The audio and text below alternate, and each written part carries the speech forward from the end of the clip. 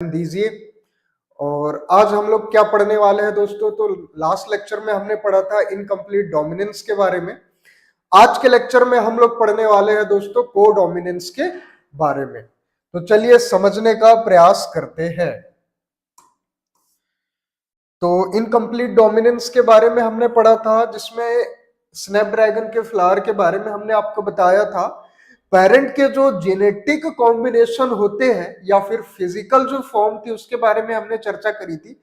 जैसे कि पेरेंट जो होते हैं, स्नैपड्रैगन के जो फ्लावर है उसका जो कलर रेड रहता है और दूसरा जो रहता है वो व्हाइट कलर का फ्लावर रहता है।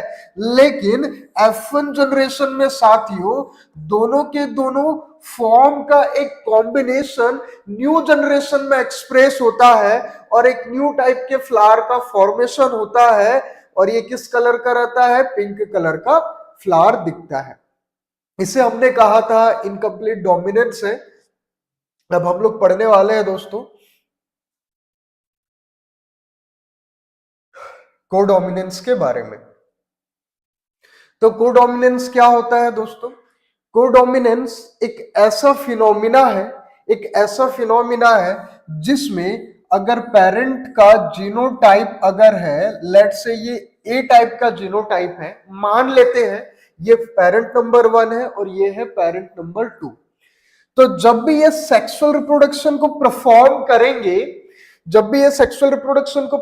करेंगे और जब न्यू जनरेशन का फॉर्मेशन होगा दोस्तों, तो उस कंडीशन में क्योंकि ए वाला जो जीनोटाइप है ये कंप्लीटली बी के ऊपर भी डोमिनेट नहीं होता है, ए वाला जो जीनोटाइप है ये कंप्लीटली बी के ऊपर डोमिनेट नहीं होता है, और जो बी वाला जो जीनोटाइप है साथियों वो ए टाइप के जीनोटाइप में भी डोमिनेट नहीं कर पाता है।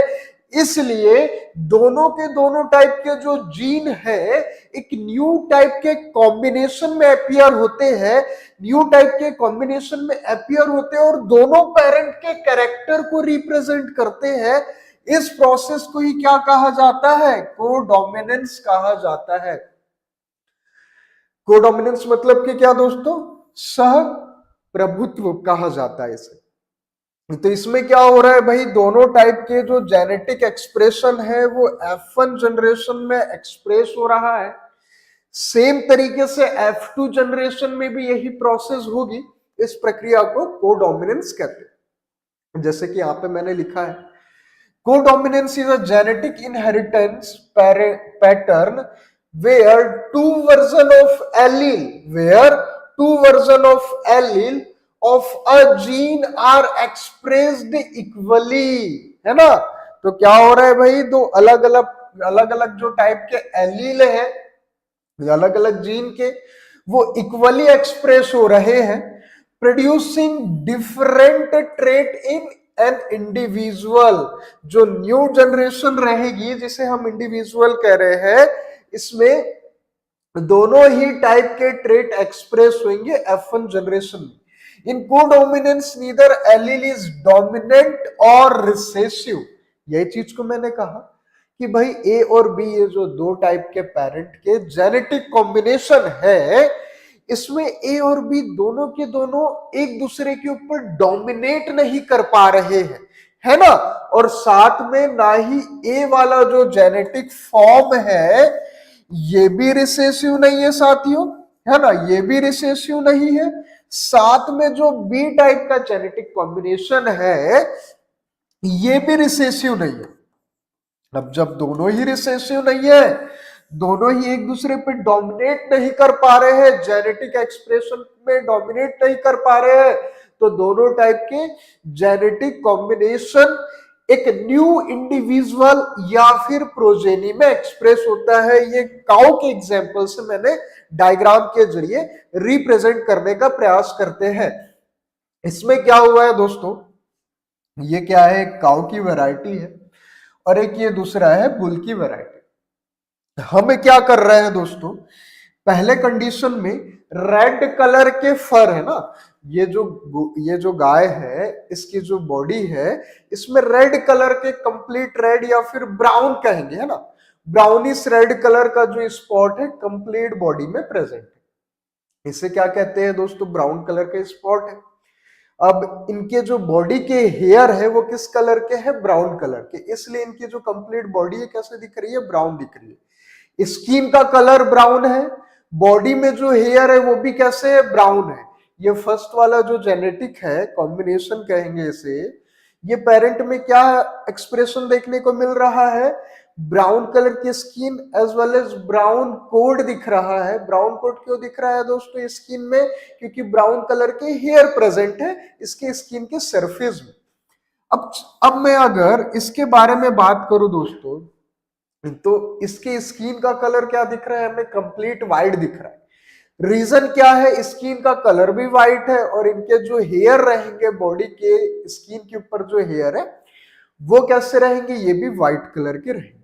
लेकिन जब दोनों क्रॉस करते हैं दोस्तों और एक न्यू जनरेशन का फॉर्मेशन हो रहा है, तो ये जो इंडिविजुअल है दोस्तों, इसमें दोनों ही टाइप के कैरेक्टर एक्सप्रेस हो रहे हैं। क्या हो रहे हैं दोस्तों, दोनों ही टाइप के जो कैरेक्टर है ये F1 जनरेशन में एक्सप्रेस हो रहा है। F1 जनरेशन में क्या एक्सप्रेस हो रहा है, तो दोस्तों एक न्यू कॉम्बिनेशन का फॉर्मेशन हुआ है जिसे क्या कहते हैं, रोवन कहते हैं ना, रोवन कहा जाता है इसे। रोवन में क्या हो रहा है, ये व्हाइट कलर का पैचेस स्पॉट प्रेजेंट है ना, पैच के फॉर्म में स्पॉट प्रेजेंट है और साथ में बॉडी में ब्राउन कलर का भी स्किन कलर है। तो स्पॉटेड क्या स्ट्रक्चर है, व्हाइट कलर का स्पॉट प्रेजेंट हो रहा है थ्रू आउट द बॉडी और साथ में एक ब्राउनिश रेड कलर की भी स्किन प्रेजेंट है। तो दोनों का कॉम्बिनेशन का एक्सप्रेस हुआ, ये F1 इंडिविजुअल में दोनों का ही कॉम्बिनेशन एक्सप्रेस हुआ। तो इस टाइप के कॉम्बिनेशन को क्या कहा जाता है, रोवन कहा जाता है। क्या बोला जाता है दोस्तों, रोवन कहा जाता है। ये किस चीज को एक्सप्रेस कर रहा है दोस्तों, ये एक्सप्रेस कर रहा है कोडोमिनेंस के फिनोमिना को। जब कोडोमिनेंस की अगर बारे में बात करी जाए तो अगला कंसेप्ट हमारा आता है ब्लड ग्रुपिंग। क्या चीज दोस्तों, ब्लड ग्रुपिंग। अब ये जो हमारा ब्लड ग्रुपिंग है इसमें कोडोमिनेंस कैसे एक्सप्रेस होता है इसे समझने का प्रयास करते हैं। एबीओ टाइप का ब्लड ग्रुपिंग, तो सबसे पहले तो ये समझिए कि इसमें कौन कौन से जीन प्रेजेंट रहते हैं हमारे बॉडी में। हमारे बॉडी में आखिर किस टाइप के जो जीन प्रेजेंट रहते हैं और कितने जीन प्रेजेंट रहते हैं जो ब्लड के टाइप को डिसाइड करते हैं, है ना। ब्लड के टाइप को डिसाइड करने के लिए कितने जीन प्रेजेंट रहते हैं हमारे बॉडी में, वो चीज को समझते हैं।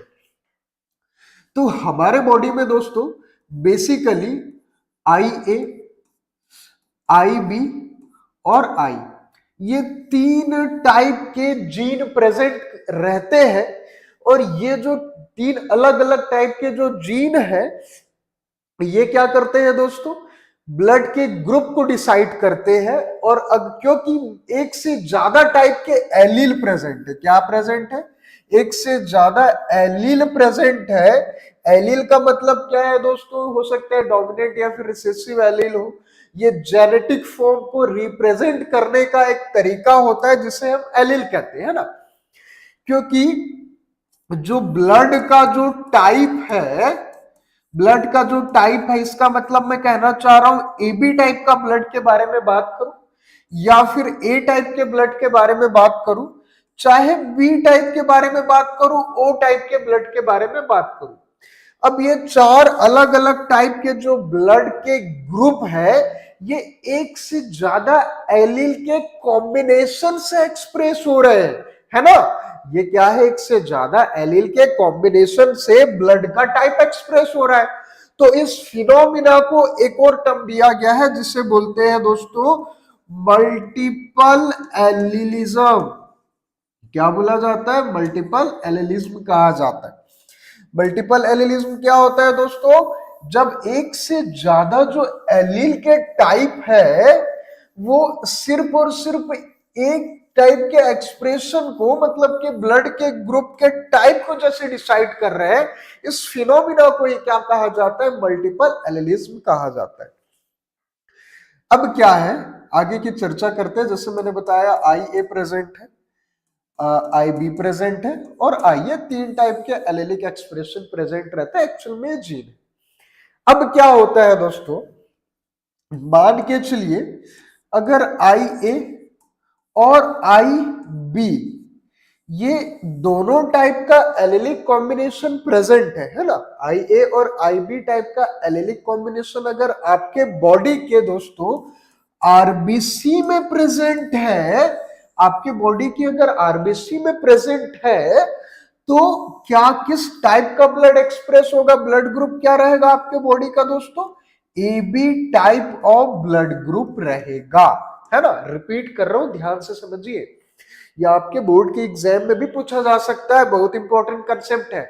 साथ में नीट में तो हर साल ब्लड ग्रुप से एक क्वेश्चन तो आता ही है, तो ये समझ लीजिए अगर अभी आप फोकस करेंगे तो एक क्वेश्चन आपका पक्का है नीट में भी और बोर्ड के एग्जाम में। तो क्या हो रहा है, अगर आई ए और आई बी दो टाइप के एलील अगर साथ में प्रेजेंट है आरबीसी के मेम्ब्रेन में, आरबीसी में, तो ये किस टाइप के ब्लड का फॉर्मेशन करते हैं, ये एबी टाइप ऑफ ब्लड का फॉर्मेशन करते हैं। कारण क्या है, कारण सिर्फ ये है कि जो ए टाइप का जो एलिलिक फॉर्म है, ये ए टाइप का एलिलिक फॉर्म ये बी टाइप के एलिलिक फॉर्म में डोमिनेट नहीं हो पा रहा है, साथ ही साथ ये जो बी टाइप का जो एलिलिक फॉर्म है ये ए टाइप के एलिलिक फॉर्म में भी डोमिनेट नहीं कर पा रहा है। कुल मिलाकर के क्या है दोस्तों, ए वाला जो एलेलिक कॉम्बिनेशन है बी के ऊपर डोमिनेट नहीं कर पा रहा है, बी वाला भी ए के ऊपर डोमिनेट नहीं कर पा रहा है, और दोनों के दोनों रिसेसिव में नहीं है। तो इस कारण से क्या होता है, ये पहला वाला जो एलेलिक कॉम्बिनेशन है वो ए टाइप के ब्लड ग्रुप का फॉर्म करता है और बी वाला बी टाइप के, और दोनों के कॉम्बिनेशन का फॉर्मेशन होता है। और कॉम्बिनेशन क्या है दोस्तों, तो A B type of blood group है ना। तो AB type of blood group का फॉर्मेशन क्यों हुआ, दो अलग अलग एलिलिक कॉम्बिनेशन से एबी टाइप के ब्लड का फॉर्मेशन हुआ। दोनों ही एलिलिक फॉर्म ये वाले ब्लड के ग्रुप को डिसाइड कर रहे हैं, फिजिकल एक्सप्रेशन को डिसाइड कर रहे हैं। इस फिनोमिना को क्या कहा जाएगा, कोडोमिनेंस कहा जाएगा। क्या कहा जाएगा दोस्तों, कोडोमिनेंस कहा जाएगा। तो दोस्तों ये कोडोमिनेंस को समझने में क्या आपको कोई तकलीफ तो नहीं आई, क्या चीजें समझ में आ रही है आपको, अगर आ रही है, कुछ भी डाउट है तो रिस्पॉन्स करिए, और अगर नहीं है तो फिर तो कोई बात नहीं, वैसे भी डाउट आएगा नहीं क्योंकि बहुत ही बेसिक लेवल से हम आपको पढ़ा रहे हैं, है ना। तो आपको कोई डाउट नहीं है, आगे की कहानी को समझने का प्रयास करते हैं।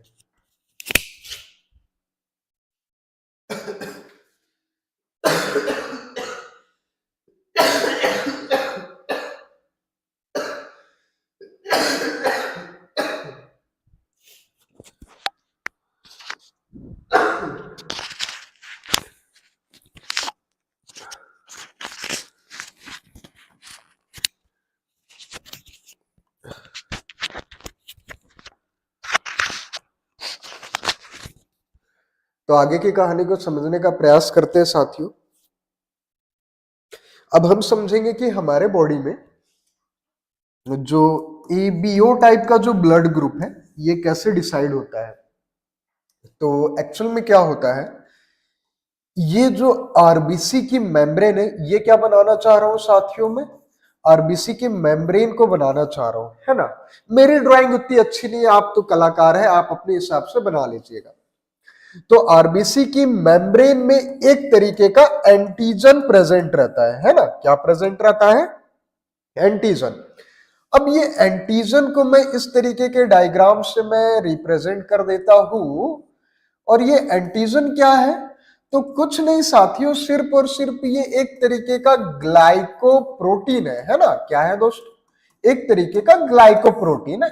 इतना भी नहीं समझ रहे, अगर आपको नहीं समझ में आता है तो बता देता हूं, ग्लाइकोप्रोटीन क्या होता है, दो चीजों के कॉम्बिनेशन से बनता है, एक तो होता है ग्लाइकोजन होता है और दूसरा क्या होता है साथियों, प्रोटीन होता है।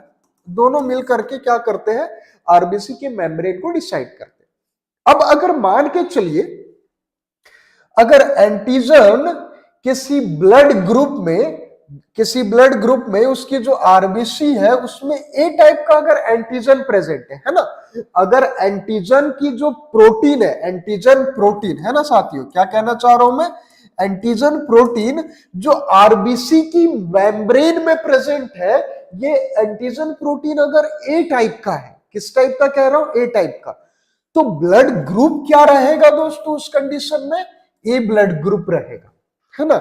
सिमिलरली हमारे ब्लड में एक तरीके की एंटीबॉडी भी प्रेजेंट रहती है, क्या प्रेजेंट रहती है, एक तरीके की एंटीबॉडी प्रेजेंट रहती है।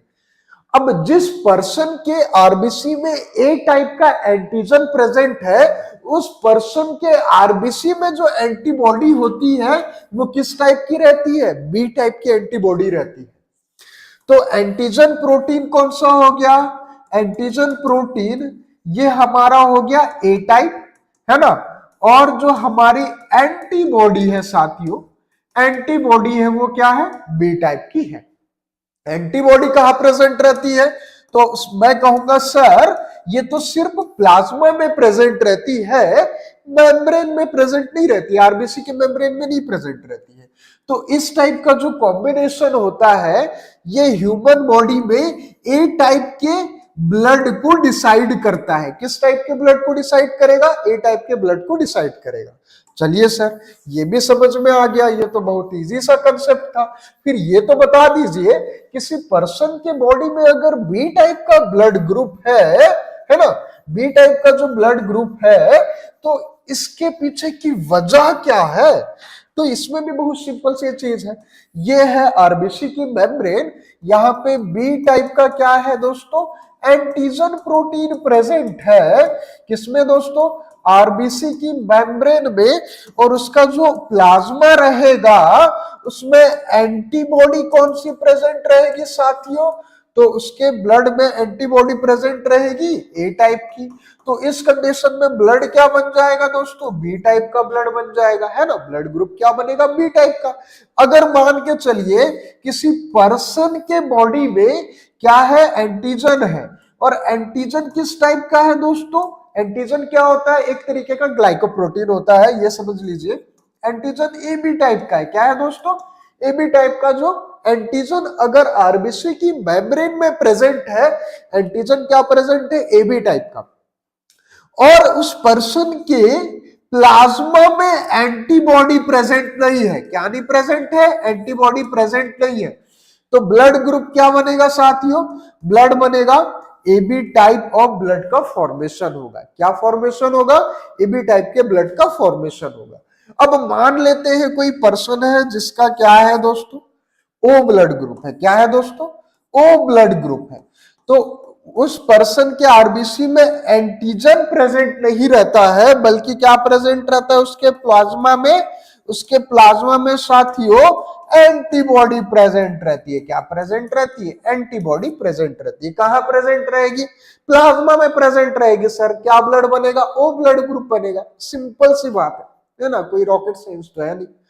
इसी चीज को मैंने लिखा है, in the ABO blood type system, codominance occur when an individual inherits both A and B allele, resulting in a blood type AB. The A and B antigen both are expressed on red blood cell, है ना, इसी चीज को यहाँ पे represent किया गया है। ये क्या कहना चाह रहा है स्टेटमेंट, ये कहना चाह रहा है कि ए और बी दोनों टाइप का जो एंटीजन है ये आरबीसी की मेम्ब्रेन में प्रेजेंट है, कहां प्रेजेंट है, आरबीसी के मेम्ब्रेन में दोनों टाइप का एंटीजन प्रेजेंट है। As result A B type का क्या बन रहा है, ब्लड ग्रुप बन रहा है। ये क्या चीज को रिप्रेजेंट करता है, ये रिप्रेजेंट करता है दोस्तों कोडोमिनेंस को।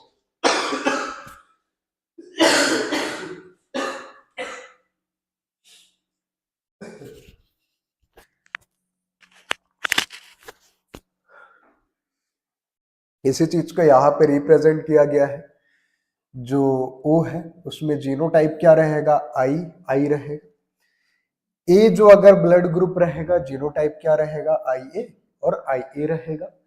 ये होमोजाइगस फॉर्म है, ये क्या है, heterozygous form. Similarly B blood group रहेगा तो उसमें जीनोटाइप आईबी टाइप का रहेगा या फिर आईबी और स्मॉल आई रहेगा, इससे रिप्रेजेंट किया गया है। अगर एबी टाइप का ब्लड ग्रुप है साथियों तो दोनों ही टाइप का एंटीजन के कॉम्बिनेशन प्रेजेंट रहेंगे, है ना। दोनों ही टाइप के एलील का कॉम्बिनेशन प्रेजेंट रहेगा, दोनों ही टाइप के एलील का कॉम्बिनेशन रहेगा। एज रिजल्ट एबी टाइप का ब्लड फॉर्म होगा। अब यहां पे क्या रिप्रेजेंट किया गया है, जो ब्लड ग्रुप ए होता है साथियों उसमें उसके प्लाज्मा में एंटीबॉडी क्या प्रेजेंट रहती है, बी प्रेजेंट रहती है। और आरबीसी के मेम्ब्रेन में एंटीजन क्या प्रेजेंट रहता है, तो ए एंटीजन प्रेजेंट रहता है। सिमिलरली बी, वो बी वाली जो अगर ब्लड ग्रुप के बारे में बात करी जाए तो इसके बॉडी में जो एंटीबॉडी है किस टाइप की एंटीबॉडी को पजेस करेगा, ये एंटीबॉडी ए को पजेस करेगा। और एंटीजन क्या प्रेजेंट रहेगा, बी एंटीजन प्रेजेंट रहेगा। एबी के बारे में बात करी जाए तो इसमें एंटीबॉडी प्रेजेंट नहीं रहती है, एंटीजन क्या प्रेजेंट रहता है, ए और बी प्रेजेंट रहता है। सिमिलरली ओ के बारे में बात करी जाए तो एंटीबॉडी क्या प्रेजेंट रहती है, ए और बी दोनों टाइप की एंटीबॉडी प्रेजेंट रहती है, लेकिन एंटीजन यहां पे प्रेजेंट नहीं रहता है साथियों। अब आई ए आई बी टाइप का जो एंटीबॉडी का जो एंटीजन का जो कॉम्बिनेशन, इसके बारे में तो हम चर्चा कर चुके हैं। कुल मिलाकर के ये समझ लीजिए जो आई ए और आई बी टाइप के जो क्या है एलील है, जब भी साथ में ऑकर होते हैं एक न्यू टाइप के ब्लड ग्रुप का फॉर्मेशन करते हैं, जिसे क्या बोला जाता है दोस्तों, ए बी ब्लड ग्रुप कहा जाता है। जो ओ टाइप का जो ब्लड होता है ये यूनिवर्सल डोनर होता है, ये किसी को भी अपना ब्लड का जो है वो क्या कर सकता है, ट्रांसफर कर सकता है रिक्वायरमेंट के बेसिस में। अब हम समझते हैं डाई हाइब्रिड क्रॉस क्या है और इनहेरिटेंस ऑफ टू जीन क्या है, इसके कंसेप्ट के बारे में। तो इनहेरिटेंस ऑफ टू जीन का मतलब ये होता है, कभी भी मान के चलिए अगर मैं क्रॉसिंग करवा रहा हूं और एग्जाम्पल ले रहा हूं साथियों, किसका, पी प्लांट के कैरेक्टर के बारे में मैं एग्जाम्पल ले रहा हूं। तो मान के चलिए मैं क्रॉसिंग करवा रहा हूं जिसमें कितने कैरेक्टर की स्टडी कर रहा हूं मैं, टोटल 2 कैरेक्टर की स्टडी कर रहा हूं सर, जिसमें एक कैरेक्टर हो सकता है एग्जाम्पल के लिए सीड का शेप हो सकता है, क्या हो सकता है साथियों, सीड का शेप हो सकता है। और दूसरा कैरेक्टर क्या हो सकता है साथियों, आपके हिसाब से कुछ भी ले सकते हैं, जैसे कि सीड का कलर हो सकता है, क्या हो सकता है, सीड का कलर।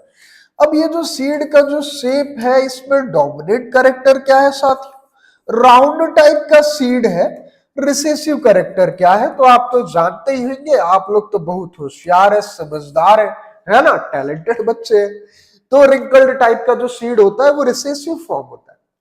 अब सीड के कलर के बारे में बात करूं तो येलो टाइप का डोमिनेट होता है, वहीं पे ग्रीन कलर ऑफ सीड रहता है, ये क्या होता है, ये रिसेसिव रहता है। और जब दोनों ही टाइप के जीन एक प्लांट में प्रेजेंट रहते हैं और एक्सप्रेस होते हैं, है ना, और क्रॉसिंग कराई जाती है दो टाइप के जीनोटाइप के कॉम्बिनेशन को लेकर के, इस क्रॉसिंग को क्या बोला जाता है दोस्तों, डाई हाइब्रिड क्रॉस कहा जाता है। क्या बोला जाता है, डाई हाइब्रिड क्रॉस कहा जाता है। इसी चीज को मैंने यहां पे लिखा है, 2 different trait each govern by separate gene, है ना, दोनों अलग अलग ट्रेट है दोस्तों। जैसे कि पहला क्या रिप्रेजेंट कर रहा है भाई, सीड के शेप को, दूसरा क्या सीड के कलर को रिप्रेजेंट कर रहा है, और दोनों क्या कर रहा है दोस्तों, एक न्यू टाइप के कॉम्बिनेशन को शो कर रहा है। इसको क्या कहा जाएगा दोस्तों, डाई हाइब्रिड क्रॉस कहा जाएगा। Parent genotype for example consider 2 trait round as well as wrinkled seed and yellow versus green seed, parent can be RRYY, है ना, RRYY। इसका क्या मतलब है, इसका मतलब है कि भाई अगर राउंड टाइप का जो सीड है इसका मैं अगर मान के चलो एलिलिक कॉम्बिनेशन लिखता हूं तो कैपिटल आर से रिप्रेजेंट करूंगा। रिंकल्ड सीड है तो कैसे रिप्रेजेंट करूंगा, स्मॉल आर से रिप्रेजेंट करूंगा। अगर सीड का जो कलर है इसे कैपिटल वाई से रिप्रेजेंट करूंगा। ग्रीन कलर जो रहेगा इसे स्मॉल वाई से रिप्रेजेंट करूंगा, है ना। तो इसे क्या कहा जाता है, एलिलिक एक्सप्रेशन कहा जाता है। And R R Y Y homozygous wrinkled green. तो इस तरीके का जो एलिलिक कॉम्बिनेशन होता है इसे क्या कहा जाता है, होमोजाइगस कहा जाता है। क्या आपको इतनी चीजें समझ में आ रही है, क्या कोई डाउट तो नहीं है? कुछ डाउट हो तो आप तुरंत ही मुझे रिप्लाई करिए, उस दुविधा का मैं समाधान करूंगा।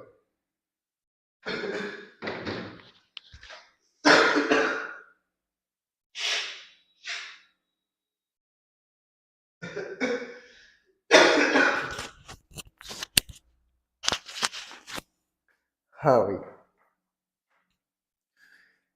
तो जैसे कि यहाँ पे हम देख पा रहे हैं, ये पहले टाइप के पी प्लांट का कॉम्बिनेशन है और ये दूसरे टाइप के। पहला वाला जो पी प्लांट है उसमें जो डोमिनेंट कैरेक्टर है सीड का वो क्या है, येलो कलर, है ना। सीड का कौन सा कलर, येलो। साथ में इसका जो पॉड का शेप कैसा है, ये क्या है भाई, ये कैसा है दोस्तों, फ्लेजेड टाइप का है। और सीड भी कैसा है, राउंड टाइप का है। तो डोमिनेंट कैरेक्टर क्या हो गया दोस्तों, इसका राउंड काइंड ऑफ सीड हो गया। रिपीट कर रहे हैं, सीड का टाइप कैसा है दोस्तों, राउंड टाइप का है। और कलर ऑफ सीड क्या है दोस्तों, येलो टाइप का है। तो दोनों को क्या रिप्रेजेंट किया जा रहा है, ये डोमिनेंट कैरेक्टर को। सिमिलरली यहां पे बात करें तो सीड का जो रिसेसिव फॉर्म प्रेजेंट है, किस तरीके का सीड है दोस्तों, ये रिंकल्ड काइंड ऑफ है। कलर ऑफ सीड क्या है दोस्तों, ये है ग्रीन कलर ऑफ सीड, जो कि क्या है, रिसेसिव फॉर्म। अब क्या होगा जब हम क्रॉस करवाएंगे, और क्रॉस जब हम करवाएंगे तो पेरेंटल कॉम्बिनेशन क्या रहेगा दोस्तों, ये रहेगा साथियों। यहां पे क्या रहेगा साथियों, ये रहेगा साथियों। अब जब इसे क्रॉस करवाएंगे तो F1 जनरेशन में क्या ऑब्टेन होगा रिजल्ट, सभी के सभी जो प्लांट है, सभी के सभी जो प्लांट है वो हेटेरोजाइगस फॉर्म होंगे। क्या फॉर्म होंगे दोस्तों, हेटेरोजाइगस कंडीशन में ऑब्टेन होंगे।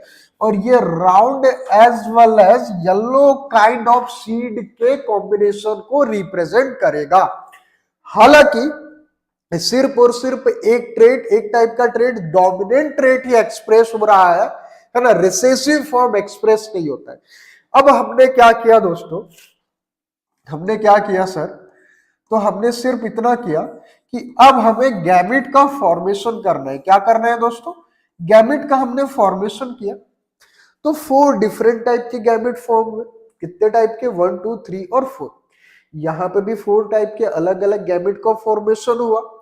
अब ये गैमेट से जब हमने क्रॉसिंग करवाई, गैमेट की क्रॉसिंग करवाई, तो रिजल्ट क्या निकला, 9331 का रेशियो ऑब्टेन हुआ। कैसे हुआ, समझने का प्रयास करते हैं। तो इस कंडीशन में सबसे पहले हमें क्या करना है दोस्तों, ये पेरेंट का कॉम्बिनेशन नंबर सेकंड है, ये क्या है, पेरेंट का कॉम्बिनेशन नंबर 1 है। क्या, ये हो गई बात सर, ये भी समझ में आ गया। अब ये तो बता दीजिए सर, ये तो बता दीजिए कि आखिर हम गैमेट का फॉर्मेशन कैसे करेंगे। तो सिंपल सी बात है, वो मोनोहाइब्रिड में जिस तरीके से करे थे, हैप्लॉइड स्ट्रक्चर का फॉर्मेशन होता है यहाँ पे, तो यहाँ पे भी एक बार सिखा देते हैं साथियों। तो क्या होगा, सबसे पहले हमें इसमें कॉम्बिनेशन को डिटरमाइन करना है। क्या करना है, कॉम्बिनेशन को डिटरमाइन करना है। जैसे ये पहला कॉम्बिनेशन हो गया, कैपिटल आर कैपिटल वाई। अब हम देखेंगे दूसरा कॉम्बिनेशन, कैपिटल आर और स्मॉल वाई। अब हम देखेंगे इसके साथ कॉम्बिनेशन को हम ड्रॉ करेंगे, तो ये हो जाएगा स्मॉल आर कैपिटल वाई। अब इस कॉम्बिनेशन को हम देखेंगे तो स्मॉल आर स्मॉल वाई का फॉर्मेशन। तो यहां पे कितने गैमेट बने दोस्तों, 4 अलग अलग टाइप के गैमेट बने, है ना। सिमिलरली यहां पे भी सेम टाइप के गैमेट का फॉर्मेशन होगा। तो इसे मैं लिख देता हूं capital R capital Y, capital R small Y लिखेंगे, उसके बाद लिखेंगे स्मॉल आर कैपिटल वाई, और एट द एंड लिखेंगे स्मॉल आर स्मॉल वाई। अब बात आती है मेंडल का, अगर मुझे मान के चलिए पुन्नेट स्क्वायर चार्ट में उसके जेनेटिक कॉम्बिनेशन को एक्सप्रेस करना है तो मैं कैसे करूंगा ये भी समझा देते हैं। तो सबसे पहले तो मैं क्या करूंगा साथियों, एक स्क्वायर टेबल को ड्रॉ करूंगा। कितने स्क्वायर टेबल बनेंगे वो किस पे डिपेंड करेगा, ये डिपेंड करेगा कितने गैमेट का फॉर्मेशन हुआ है। जैसे कि अगर मैं बात करूं यहाँ पे,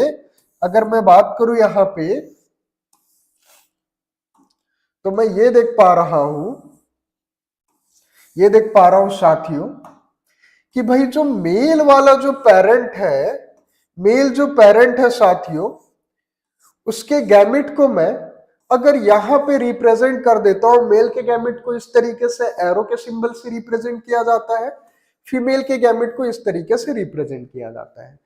तो जितने गैमेट का फॉर्मेशन होता है दोस्तों, जितने गैमेट का फॉर्मेशन होता है उसको मैं एक इस तरीके से वाई एक्सिस में, दूसरा एक्स एक्सिस में लिखने का प्रयास करता हूं। तो जैसे यहाँ पे अलग 4 टेबल बन गई, सिमिलरली यहाँ पे भी 4 इस तरीके से टेबल का फॉर्मेशन होगा।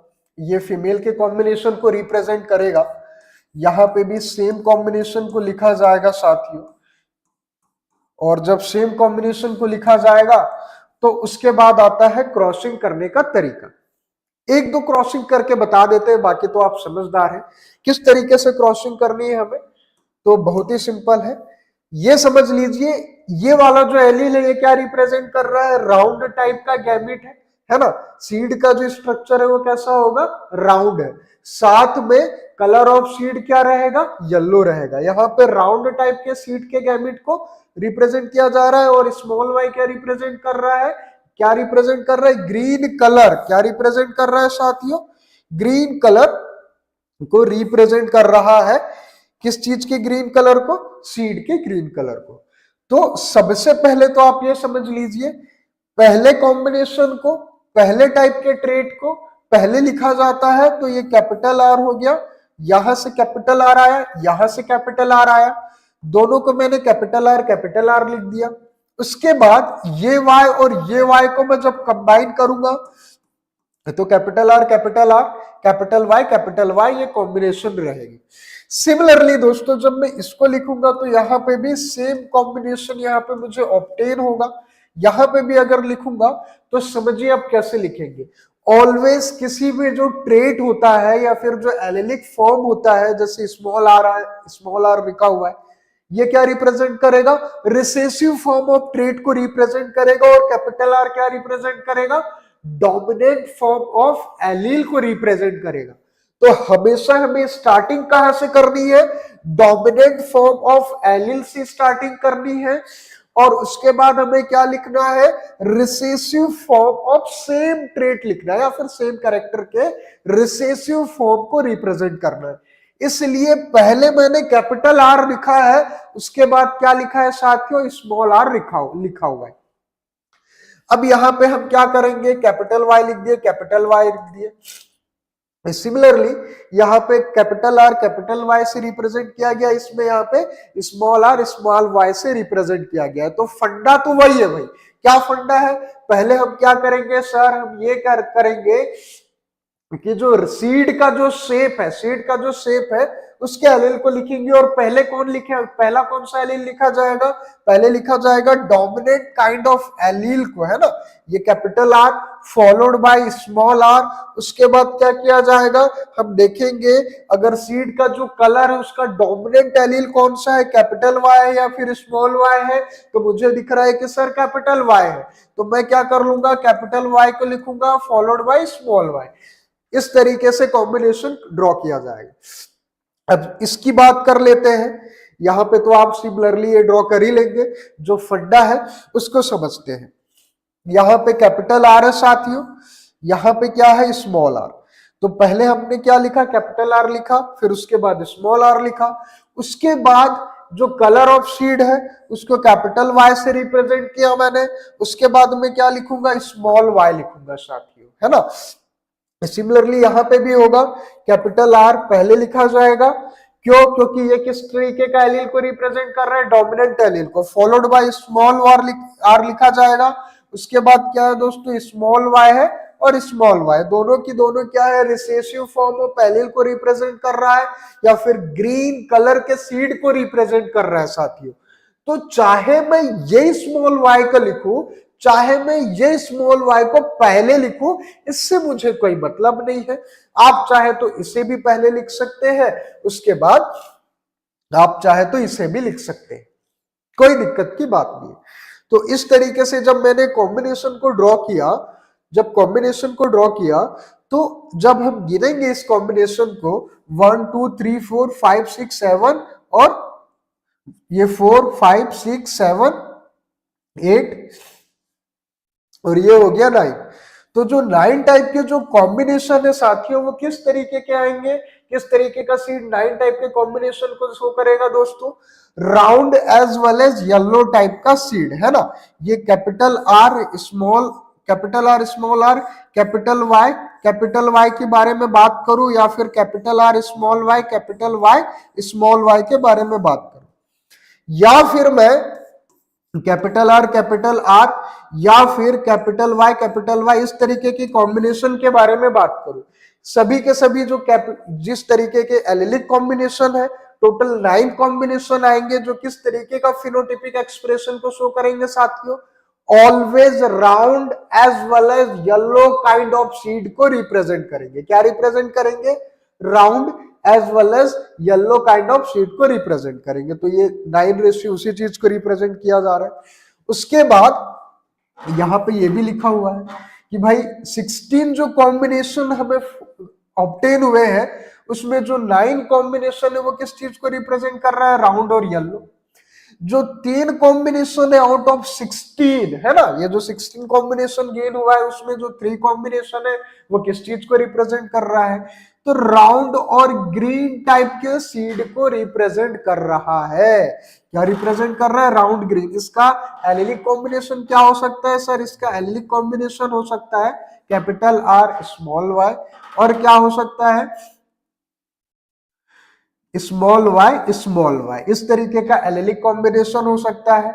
या फिर साथियों ये क्या हो गया, राउंड ग्रीन सीड को रिप्रेजेंट किया। यहां पे अगर बात करें जो विंकल्ड येलो कलर के स्ट्रक्चर को फॉर्म कर रहा है, विंकल्ड येलो कलर का स्ट्रक्चर कैसे फॉर्म हो रहा है, तो स्मॉल आर साथ में साथियों कैपिटल वाई स्मॉल वाई, इस तरीके का जब कॉम्बिनेशन रहेगा तो क्या बनाएगा, व्रिंकल्ड येलो कलर का स्ट्रक्चर का फॉर्मेशन करेगा। और इसमें भी जो लास्ट है दोस्तों, सिर्फ और सिर्फ एक एलील का कॉम्बिनेशन ऐसे रहेगा जो कंप्लीटली रिसेसिव रहेगा। क्या रहेगा साथियों, कंप्लीटली रिसेसिव रहेगा, जिसको किससे रिप्रेजेंट किया गया, स्मॉल वाई से रिप्रेजेंट किया गया है। तो F2 जनरेशन में क्या रेशियो ऑब्टेन हुआ, 9:3:1 ये रेशियो ऑब्टेन हुआ। ये फिनोटाइपिक रेशियो आपको याद करना बहुत ही ज्यादा जरूरी है, ये बोर्ड के एग्जाम में भी पूछा जाता है।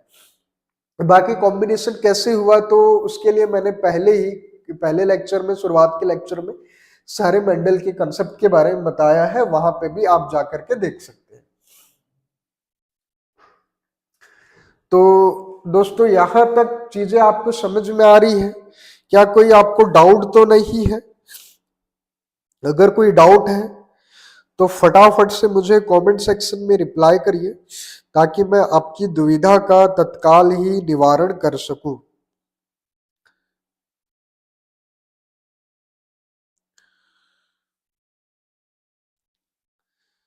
तो जैसे कि मैं समझ पा रहा हूं आपको चीजें समझ में आ रही है, इसीलिए डाउट नहीं निकल रहे हैं साथियों। चलो ठीक है, तो आगे बढ़ते हैं और चीजों को समझने का प्रयास करते हैं। अब क्या है, सेक्स डिटर्मिनेशन के बारे में चर्चा करते हैं। हमने इससे पहले क्या पढ़ा, डाई हाइब्रिड क्रॉस के बारे में पढ़ा। अगला हमारा जो कंसेप्ट है वो है सेक्स डिटर्मिनेशन। सेक्स डिटर्मिनेशन क्या होता है, तो ये एक इस तरीके का फंडामेंटल प्रोसेस है दोस्तों, एक फंडामेंटल प्रोसेस है साथियों, जिससे मैं किसी भी पर्सन के या किसी भी इंडिविजुअल के सेक्सुअल जीन को या फिर सेक्सुअल कैरेक्टर को या फिर किसी भी पर्सन के सेक्स को, लिंग को फंडामेंटली तरीके से क्या कर सकता हूं, डिटरमाइन कर सकता हूं। किस बेसिस में दोस्तों? क्रोमोसोमल बेसिस में, है ना। किस बेसिस में दोस्तों? क्रोमोसोमल बेसिस में या फिर जेनेटिक बेसिस में। जेनेटिक बेसिस में मैं क्या कर सकता हूं, किसी भी पर्सन का सेक्सुअल कैरेक्टर के बारे में बात करें या फिर उसके लिंग के बारे में बात करी जाए, उसको डिटरमाइन कर सकते हैं। इसी प्रोसेस को क्या बोला जाता है? सेक्स डिटर्मिनेशन कहते हैं। इसी चीज को मैंने लिखा है। ये क्या है दोस्तों? एक बायोलॉजिकल प्रोसेस है। Sex determination is the biological process that determines organism gender, है ना। ये क्या है दोस्तों? एक ये बायोलॉजिकल प्रोसेस है ना। और इसमें बेस हमने क्या लिया है? क्रोमोसोमल बेसिस या फिर जेनेटिक बेसिस के जरिए हम किसी भी इंडिविजुअल के सेक्स को या फिर लिंग का निर्धारण करते हैं। अब अगर मैं बात करूं ह्यूमन के बारे में बात करूं दोस्तों, ह्यूमन के बारे में बात करूं तो हमारे बॉडी में दोस्तों, हमारे बॉडी में टोटल नंबर ऑफ क्रोमोसोम जो होते हैं वो कितने होते हैं? 46 होते हैं। हमारे बॉडी में टोटल नंबर ऑफ क्रोमोसोम कितने हैं? 46 है। लेकिन दोस्तों ये 23 के पेयर में प्रेजेंट रहते हैं, है ना। किसी भी सेल में कितने पेयर में प्रेजेंट रहेंगे? ये 23 के पेयर में प्रेजेंट रहेंगे, जिसमें से जो 22 जो पेयर रहते हैं साथियों, ये क्या कहलाते हैं? ये ऑटोसोम कहलाते हैं। और जो लास्ट पेयर रहता है साथियों, जो लास्ट पेयर होता है, इसे क्या कहा जाता है? सेक्स क्रोमोसोम कहा जाता है। क्या कहा जाता है? सेक्स क्रोमोसोम कहा जाता है। अब ये जो लास्ट पेयर है, हो सकता है कि भाई ये एक्स एक्स फॉर्म में रहे या फिर एक्स वाई के फॉर्म में ये क्या प्रेजेंट रहे। ये दोनों ही कॉम्बिनेशन पॉसिबल हो सकते हैं। लेकिन ये याद रखना है आपको, जो 23rd पेयर है, कौन सा पेयर दोस्तों? ये जो 23rd पेयर है या फिर जो लास्ट पेयर है क्रोमोसोम का, यही क्या डिसाइड करता है? पर्सन के सेक्स को डिसाइड करता है या लिंग को डिसाइड करने का काम करता है।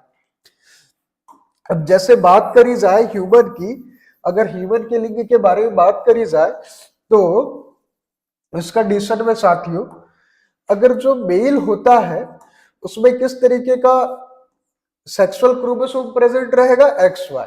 फीमेल में किस तरीके का प्रेजेंट रहेगा दोस्तों? एक्स एक्स टाइप का प्रेजेंट रहेगा। लेकिन जब F1 जनरेशन का फॉर्मेशन होता है या फिर इससे प्रोजेनी का फॉर्मेशन होता है, प्रोजेनी का फॉर्मेशन कब होगा? ड्यूरिंग सेक्सुअल रिप्रोडक्शन, है ना। सेक्सुअल रिप्रोडक्शन के समय जब प्रोजेनी का फॉर्मेशन होगा तो गैमीड बनेंगे। पहले तो capital Y capital X capital Y बनेगा, सिमिलरली कैपिटल एक्स बनेगा। उसके बाद क्या होगा दोस्तों? उसके बाद जब हम इस कॉम्बिनेशन को ड्रॉ करेंगे, और ये कॉम्बिनेशन क्या रिप्रेजेंट कर रहा है साथियों? ये रिप्रेजेंट कर रहा है probability of creating male gamete या फिर फीमेल गैमिट के बारे में चर्चा करी जा रही है। सिमिलरली यहाँ पे जब हम क्रॉस करेंगे तो ये कॉम्बिनेशन एक्स एक्स बनेगा। सिमिलरली यहाँ से क्या बनेगा? एक्स एक्स बनेगा। यहाँ से एक्स वाई बनेगा। यहाँ से क्या बनेगा दोस्तों? यहाँ से फिर एक्स वाई का फॉर्मेशन होगा। तो सेक्सुअल रिप्रोडक्शन के समय एक्स वाई के जो क्रोमोसोम होते हैं, अगर एक्स वाई के क्रोमोसोम प्रेजेंट रहते हैं तो मेल बॉडी का फॉर्मेशन होता है। जो चाइल्ड का जो लिंग रहेगा वो कौन सा रहेगा? मेल रहेगा। वहीं पे मान के चलिए एक्स एक्स टाइप का जब अगर कॉम्बिनेशन का फॉर्मेशन होता है तो चाइल्ड जो डेवलपिंग जो एम्ब्रियो है उसका लिंग कैसा रहेगा? एक्स एक्स टाइप का रहेगा। तो 50% ये प्रोबेबिलिटी क्रिएट हो जाती है कि एक गर्ल चाइल्ड का फॉर्मेशन हो, है ना। या फिर 50% ये प्रोबेबिलिटी क्रिएट हो जाती है कि भाई मेल चाइल्ड या फिर बॉय चाइल्ड का फॉर्मेशन हो। इसी चीज को मैंने यहां पे लिखा है, most common method of sex determination is chromosomal sex determination which is based on the type of sex chromosome present in the organism. फिर लिखा है in human sex is determined by the presence of sex chromosome. वही चीज को लिखने का प्रयास किया है। अब जैसे कि यहाँ पे रिप्रेजेंट किया गया है, इससे पहले हमने सेम कंसेप्ट को बताया है कि जो फादर होता है उससे एक्स वाई टाइप का क्रोमोसोम आता है, मदर से किस टाइप का क्रोमोसोम आता है, एक्स एक्स टाइप का क्रोमोसोम आता है। और जब डॉटर का फॉर्मेशन होता है तो कितनी परसेंट प्रोबेबिलिटी रहती है कि डॉटर का फॉर्मेशन हो, तो 50% प्रोबेबिलिटी रहती है। और एक सन का फॉर्मेशन होने की प्रोबेबिलिटी भी कितनी रहती है, सिमिलरली 50% प्रोबेबिलिटी रहती है। तो उम्मीद है आपको समझ में आया होगा। यहां तक अगर आपको किसी भी तरीके की प्रॉब्लम आ रही है, कुछ चीजें अगर समझ नहीं आई है, तो मुझे तत्काल ही कमेंट सेक्शन में रिप्लाई करिए ताकि मैं आपकी दुविधा का निवारण कर सकूं। नहीं तो आप अगले कंसेप्ट को पढ़ते हैं, तत्काल ही मैं निवारण करूंगा। कुछ भी चीजें अगर ऐसी है जो समझ नहीं आ रही है तो तुरंत आप कमेंट सेक्शन में रिप्लाई करिए।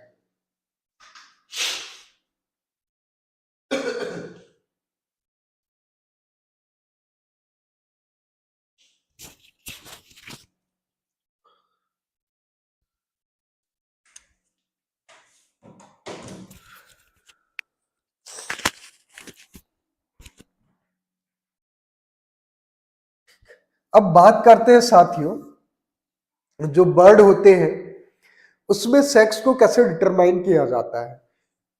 तो जो बर्ड होते हैं साथियों, उसमें जो फीमेल होती है उसमें जेड जेड टाइप के क्रोमोसोम प्रेजेंट रहते हैं। फीमेल में जेड जेड टाइप के क्रोमोसोम प्रेजेंट रहते हैं। और ये जेड जेड टाइप का जो क्रोमोसोम है ये क्या है साथियों, होमोजाइगस है। क्या है साथियों, होमोजाइगस है। बर्ड में जेड जेड टाइप के क्रोमोसोम है जो कि होमोजाइगस है। सिमिलरली जो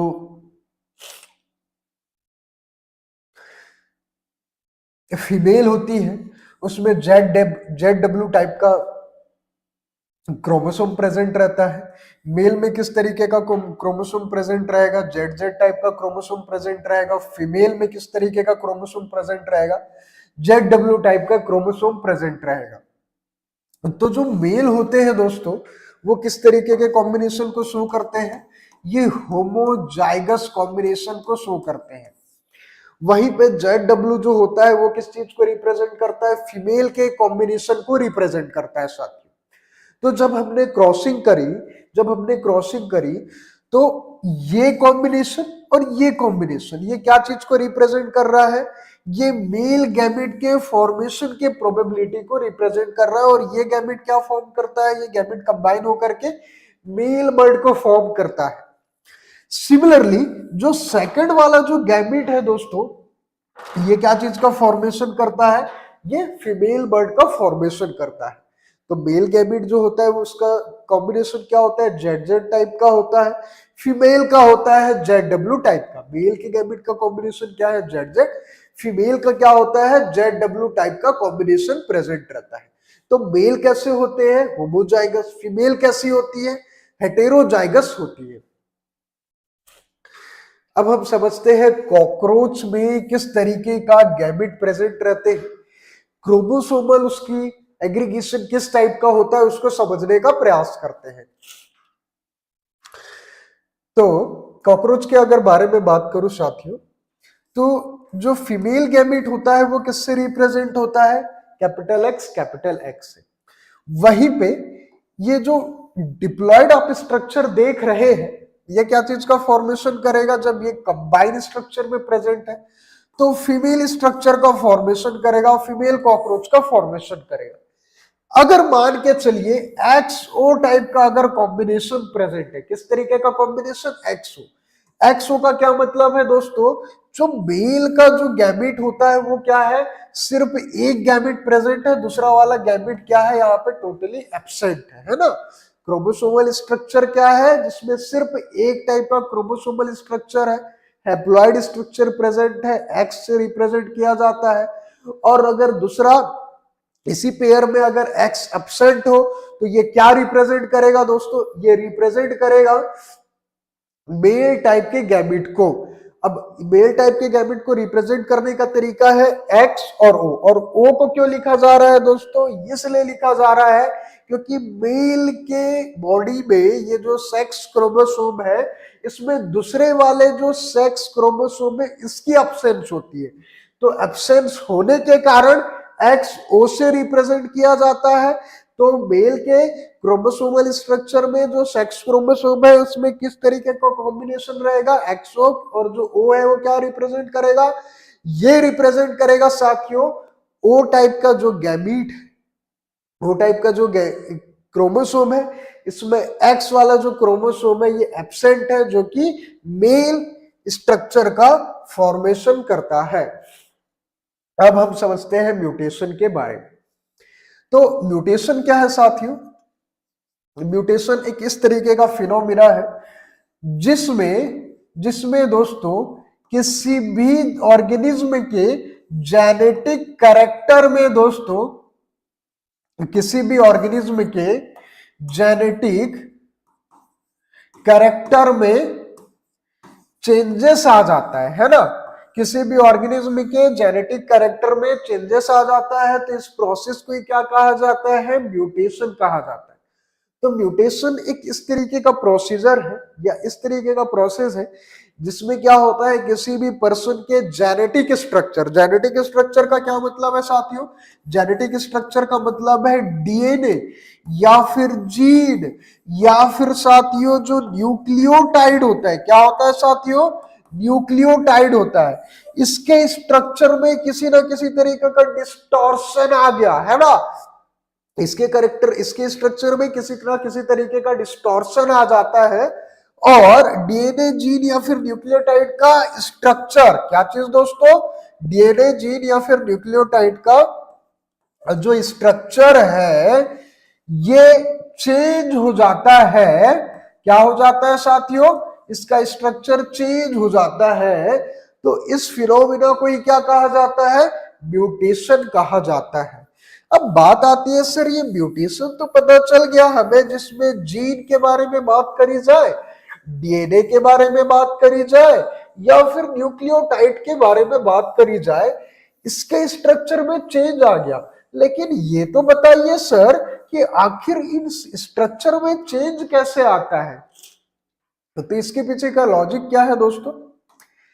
हो सकता है कुछ कार्सिनोजेनिक सब्सटेंस, कुछ कार्सिनोजेनिक सब्सटेंस इसका हमने इंटेक कर लिया हो, है ना? जैसे कि क्या हो सकता है ना, सिगरेट हो सकता है, और बहुत सारे केसर युक्त 10-15 रुपए में जो पॉलिथीन वाले पाउच आ जाते हैं ना, जुबा केसरी। क्या चीज दोस्तों? जुबा केसरी। ये सारे जो कार्सिनोजेनिक एलिमेंट है, इसका अगर रेगुलरली कंजप्शन करा जाए, साथ में खंबे का, अल्कोहल का, ये सारी चीजों का अगर लगातार कंजप्शन करा जाए साथियों, तो ये क्या कॉज कर देता है? ये म्यूटेशन को कॉज कर देता है ना? और ये सारी चीजों को हम किस कैटेगरी में रखते हैं? कार्सिनोजेनिक सब्सटेंस की कैटेगरी में रखते हैं। अब हो सकता है यूवी रेडिएशन फॉल हो गई हो बॉडी में लॉन्ग टर्म में, है ना? यूवी रेडिएशन अगर लॉन्ग टर्म में अगर बॉडी में फॉल हो गई हो, अगर आप एक्स रे के कांटेक्ट में आए हो, है ना, या फिर गामा रे हो गई, है ना, या फिर लॉन्ग टर्म में माइक्रोवेव के अगर कांटेक्ट में आ गए, लॉन्ग टर्म के बारे में बात कर रहा हूं, अगर माइक्रोवेव के कांटेक्ट में आ गए, तो इस कंडीशन में भी ये क्या कॉज कर देता है? म्यूटेशन कॉज कर देता है।